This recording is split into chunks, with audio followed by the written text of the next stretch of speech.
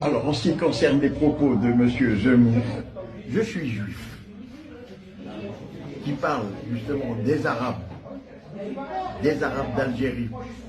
Il a la mémoire courte, il n'était pas né.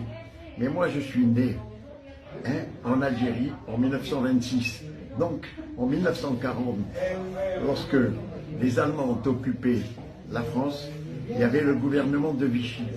Et à cette époque, tu peux souligner en rouge, à cette époque, le gouvernement de Vichy avait demandé à tous les Arabes d'Algérie de spolier les biens des Juifs. Je précise bien de spolier, de leur prendre tous leurs biens, on ne vous fera rien. Et eux, c'était dans la crainte qui se soulève pour leur indépendance. Eh bien, pour la gouverne de M. Zemmour, il n'y a jamais eu un Arabe de toute l'Algérie qui a touché un cheveu d'un Juif. Et nous, ce n'était pas des amis, c'était mieux que la famille. Tellement nous nous aimions. Voilà, M. Zemmour, en ce qui concerne les Arabes d'Algérie. Vous les mettez tous dans le même sac. Vous avez vraiment tort. 30 000 Juifs en Algérie, une dizaine de mille sont venus en Israël. Vous êtes d'origine algérienne tous les trois? Oui. D'où? D'Algérien, à la Casbah, j'habitais. Moi j'habitais Bonn, près de la plage. Eh ben, je suis de Constantine, du football ami. Et vous êtes maintenant à Ashdod? Oui, la petite Algérie. Pourquoi la petite Algérie? Parce que c'est la ville avec la plupart des Algériens. Et vous êtes content d'être ici? Non. Non? Non. Pourquoi?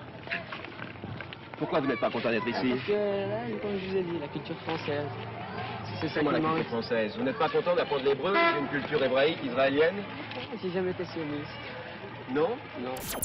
L'islam se propage à une vitesse exponentielle. Dès 637, le calife Omar ibn al-Khattab fait la conquête de Jérusalem et la prend aux Byzantins qui persécutaient encore les Juifs, bannis de la Terre Sainte depuis l'an 135. Il est accueilli favorablement par les Juifs, qui peuvent alors se rendre à Jérusalem et pratiquer à nouveau leur religion sans être inquiétés, signe d'une reconnaissance par l'islam de la part juive de Jérusalem. C'est dans cette cité que le calife aurait scellé un pacte redéfinissant le statut de la dhimma.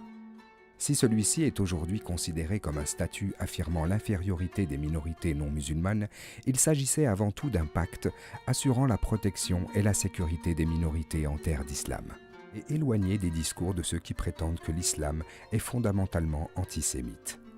S'il semble trop beau pour être vrai, ces moments sont pourtant documentés par des historiens. En voici quelques-uns.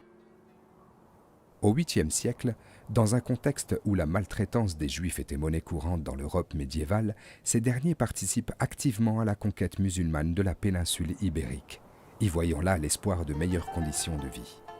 Ils ne s'y tromperont pas. La période qui s'ouvre, celle d'El-Andalus, est un âge d'or pour les Juifs vivant dans l'Hispanie et s'étalera à des exceptions près sur plusieurs siècles jusqu'à la Reconquista.